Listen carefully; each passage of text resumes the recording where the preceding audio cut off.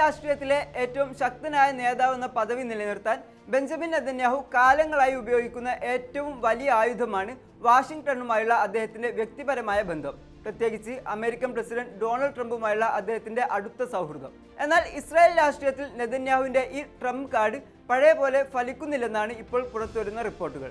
Israel രാഷ്ട്രീയത്തിൽ തന്റെ സ്ഥാനം നിലനിർത്താൻ നെതന്യാഹു വർഷങ്ങളായി പ്രയോഗിച്ചു പോന്ന ട്രംപ് കാർഡിന്റെ പഴയ സ്വാധീനം നഷ്ടപ്പെടുകയാണോ?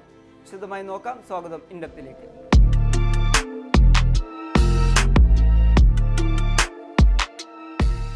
വർഷങ്ങളായി ഇസ്രായേലിലെ വോട്ടർമാർക്ക് മുന്നിൽ തനിക്ക് പകരക്കാരനില്ല എന്ന് സ്ഥാപിക്കാൻ നെതന്യാഹു ഉയർത്തിക്കാട്ടിയത് അമേരിക്കൻ ഭരണകൂടത്തിൽ തനിക്കുള്ള പിടിപാടാണ്. ട്രംപുമായി തനിക്ക് വ്യക്തിപരമായി തന്നെ വലിയ സൗഹൃദമുണ്ട് എന്നായിരുന്നു നെതന്യാഹു എല്ലായ്പ്പോഴും അവകാശപ്പെട്ടത്. എന്നാൽ ഇസ്രായേലിൽ തെരഞ്ഞെടുപ്പ് അടുത്തിരിക്കുന്ന ഈ ഘട്ടത്തിൽ തനിക്കെതിരെയുള്ള അഴിമതി കേസുകളിൽ നിന്നും രക്ഷപ്പെടാൻ നെതന്യാഹുവിന് ഈ ട്രംപ് കാർഡ് മാത്രം മതിയാകില്ലെന്നാണ് റിപ്പോർട്ടുകൾ. ആ കാർഡ് പഴയ പോലെ ഫലിക്കുന്നില്ലെന്നും റിപ്പോർട്ടുകൾ സൂചിപ്പിക്കുന്നു. ഇതേ സമയത്ത് തന്നെയാണ് അമേരിക്കയും ഇസ്രായേലും തമ്മിലുള്ള ബന്ധത്തിൽ വിള്ളലുകളും പ്രകടമായി തുടങ്ങിയിരിക്കുന്നത്. ഇറാനെതിരായ യുദ്ധത്തിലെ അതൃപ്തിയാണ് നെതന്യാഹുവിനെയും ട്രംപിനും ഇടയിൽ വലിയ വിള്ളലുകൾ വീഴ്ത്തിയത്. ഇറാനെതിരായ സൈനിക നീക്കത്തിലേക്ക് അമേരിക്കയെ വലിച്ചിഴച്ചത് നെതന്യാഹു ആണെന്നും ഇത് അമേരിക്കക്ക് വലിയ സാമ്പത്തിക തന്ത്രപ്രധാന തിരിച്ചടിയാണെന്നും വാഷിംഗ്ടണിലെ ഒരു വിഭാഗത്തിന് അഭിപ്രായമുണ്ട്.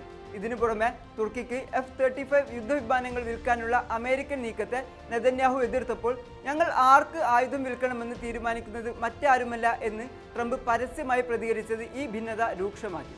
സൗദിയുമായുള്ള ആണവ സഹകരണ നീക്കങ്ങളും വെസ്റ്റ് ബാങ്കിലെ കുടിയേറ്റക്കാരുടെ അതിക്രമങ്ങളോട് നെതന്യാഹു പുലർത്തുന്ന അയഞ്ഞ നിലപാടും അമേരിക്കൻ രാഷ്ട്രീയ വൃത്തങ്ങളിൽ വലിയ പ്രതിഷേധത്തിന് കാരണമായിട്ടുണ്ട്. ഇതിന്റെ തുടർച്ചയെന്നോണം കഴിഞ്ഞ ദിവസമാണ് വാഷിംഗ്ടണിൽ ഇരു നേതാക്കളും നേർക്കുനേർ കൂടിക്കാഴ്ച നടത്തിയത്. ഇറാൻ യുദ്ധം ആരംഭിച്ചതിന് ശേഷമുള്ള ഇരുവരുടെയും ആദ്യ ഔദ്യോഗിക കൂടിക്കാഴ്ചയായിരുന്നു ഇത്. എന്നാൽ ഈ ചർച്ചയ്ക്ക് തൊട്ടു മുമ്പ് പോലും അതൃപ്തി മറച്ചുവെക്കാൻ ട്രംപ് തയ്യാറായില്ല.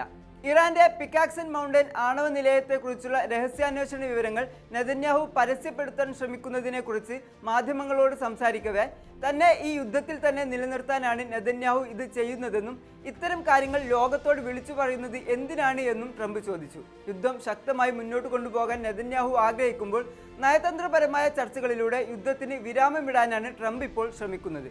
American vice president JD Vance അടക്കമുള്ള ട്രംപിന്റെ അടുത്ത അനുയായികളിൽ നിന്ന് പോലുമുള്ള വിമർശനങ്ങൾ നെതന്യാഹുവിനെ കൂടുതൽ പ്രതിരോധത്തിലാക്കുന്നുണ്ട്. കൂടിക്കാഴ്ചയ്ക്ക് ശേഷം ഇരുവരും തമ്മിലുള്ള സംഭാഷണം വളരെ മികച്ചതായിരുന്നു എന്ന് നെതന്യാഹു പുറത്തു പറയുന്നുണ്ടെങ്കിലും വസ്തുതകൾ മറിച്ചാണ്. സ്വന്തം രാജ്യത്ത് വോട്ടർമാരെ സ്വാധീനിക്കാൻ ഈ സന്ദർശനം നെതന്യാഹുവിന് അത്യാവശ്യമായിരുന്നു. എന്നാൽ അമേരിക്കയിൽ ഉയർന്നുവരുന്ന ജനരോഷം ട്രംപിന്റെ നിലപാടുകളെ മാറ്റിമറിച്ചിരിക്കുകയാണ്. ചുരുക്കത്തിൽ നെതന്യാഹു ഇത്രയും കാലം തടസ്സമില്ലാതെ ഉപയോഗിച്ചിരുന്ന ട്രംപ് കാർഡ് ഇനി പഴയതുപോലെ ഫലപ്രദമാകില്ലെന്ന സൂചനയാണ് വാഷിംഗ്ടണിൽ നിന്ന് ലഭിക്കുന്നത്. ഇതൊക്കെയും വരാനിരിക്കുന്ന ഇസ്രായേൽ തെരഞ്ഞെടുപ്പിൽ നെതന്യാഹുവിന് വലിയ തിരിച്ചടിയാകാൻ സാധ്യതയുണ്ട്. അമേരിക്കയെയും ട്രംപിനെയും ഒപ്പം നിർത്തി സുരക്ഷ ഉറപ്പാക്കാൻ തനിക്കല്ലാതെ മറ്റൊരു നേതാവിനും കഴിയില്ലെന്ന വാദമാണ് നെതന്യാഹു ഇത്രയും കാലം വോട്ടർമാർക്ക് മുന്നിൽ ഉയർത്തിക്കാട്ടിയത്. എന്നാൽ ട്രംപ് പരസ്യമായി നെതന്യാഹുവിനെ തള്ളിപ്പറയുകയും ഇസ്രായേലിന്റെ രാഷ്ട്രീയ ഭാവിയിൽ മറ്റു പ്രതിപക്ഷ നേതാക്കൾക്ക് കൂടി പ്രാധാന്യം നൽകാൻ അമേരിക്ക തയ്യാറാവുകയും ചെയ്താൽ ആ പരമ്പരാഗതവാദത്തിന്റെ മൂർച്ച പൂർണ്ണമായും നഷ്ടപ്പെടും. തനിക്കെതിരെയുള്ള അഴിമതി കേസുകളിൽ നിന്ന് രക്ഷപ്പെടാൻ ട്രംപിന്റെ രാഷ്ട്രീയ സഹായം പ്രതീക്ഷിച്ചിരുന്ന നെതന്യാഹുവിന് അമേരിക്കയിലെ മാറുന്ന രാഷ്ട്രീയ അന്തരീക്ഷം വലിയ തിരിച്ചടിയാണ്. ഒപ്പം ഇറാൻ യുദ്ധവും പ്രാദേശിക തർക്കങ്ങളും വിചാരിച്ചതുപോലെ കൈകാര്യം ചെയ്യാൻ കഴിഞ്ഞില്ലെന്ന വികാരം ഇസ്രായേലി ജനതയ്ക്കിടയിൽ ശക്തമാകുന്നതും വരുന്ന തെരഞ്ഞെടുപ്പിൽ നെതന്യാഹുവിന്റെ രാഷ്ട്രീയ ഭാവി തന്നെ അപകടത്തിൽ ആക്കിയേക്കാമെന്നാണ് റിപ്പോർട്ടുകൾ.